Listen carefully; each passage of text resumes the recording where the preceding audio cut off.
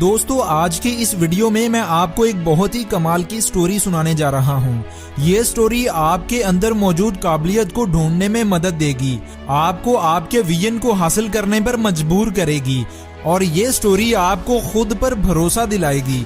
ये स्टोरी एक ऐसे इंसान के बारे में है जिसने ये साबित किया कि इस दुनिया में कोई भी काम नामुमकिन नहीं है। ये शख्स 1863 में पैदा हुआ। इसके माँ बाप खेती बाड़ी करके अपना गुजर बसर करते थे।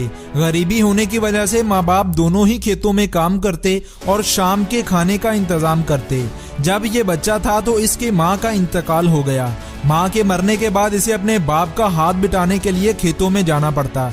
जिस उम्र में बच्चे खेल कूद कर बड़े होते उस उम्र में इसने मेहनत मजदूरी करना शुरू की। अपनी माँ से बहुत मोहब्बत होने की वजह से ये अकेले बैठकर रोता और अपनी माँ को याद करता। छोटी उम्र में ये लड़का पुरानी घड़ियों को खोलता और फिर से इन्हें जोड़ देता। इस तरह करने से इसका नाम रिपेयरिंग मास्टर रख दिया गया। दूसरे लफ्जों में इसे मैकेनिक कहा जाने लगा और सिर्फ 16 साल की उम्र में ही कारों की एक कंपनी में मैकेनिक का काम भी करने लगा और अपनी मेहनत, लगन और जज्बे से ये इस कंपनी में इंजीनियर और फिर चीफ इंजीनियर भी बना। अच्छे खासे एक्सपीरियंस होने के बाद इसने अपनी कंपनी को खोलने का सोचा और एक दिन इसने अपनी कंपनी की शुरुआत भी कर दी, लेकिन ये कंपनी अच्छी गाड़ियां ना बना पाई और फिर बंद हो गई। कंपनी के बंद होने की वजह से ये शख्स कर्ज के बोझ तले दब गया और काफी डिप्रेस्ड भी था। खैर जैसे तैसे करके इसने कर्ज उतारा और फिर से कुछ इन्वेस्टर्स को राजी करके इसने गाड़ियों के चंद डिजाइन बनाना शुरू किए। ये भी कुछ खास ना चले और ये आइडिया भी फेल हो गया। कुछ साल बाद इसने एक कंपनी में काम करने के बाद फिर से एक कंपनी को बनाने का सोचा। इस बार इसके पास अपनी पुरानी गलतियों से हासिल किए गए सबक थे और फिर तजुर्बा, और इस बात को लेकर इसने एक नई कंपनी बनाई जिसका नाम दी फोर्ड मोटर कंपनी रखा। इनकी बनाई गाड़ियां और इनके डिजाइन बहुत मशहूर हुए और ये शख्स जल्द ही पूरे अमेरिका में मशहूर हो गया। अब आपको पता चल गया होगा कि मैं बात कर रहा हूँ हेनरी फोर्ड की।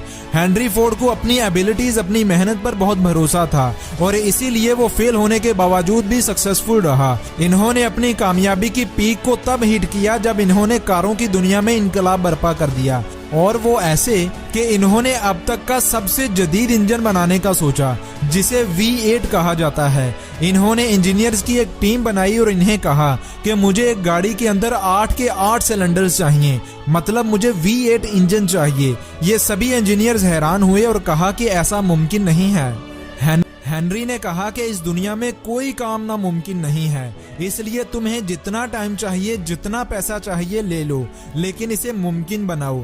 एक साल बाद हेनरी ने इंजीनियर से रिपोर्ट मांगी। इंजीनियर्स ने कहा कि सर हमने आपको बताया है कि ऐसा पॉसिबल नहीं, लेकिन हेनरी ने कहा कि मैंने भी तुम्हें कहा था कि दुनिया में ऐसा कोई काम नहीं जो पॉसिबल ना हो, इसलिए और टाइम लो और V8 इंजन बनाओ।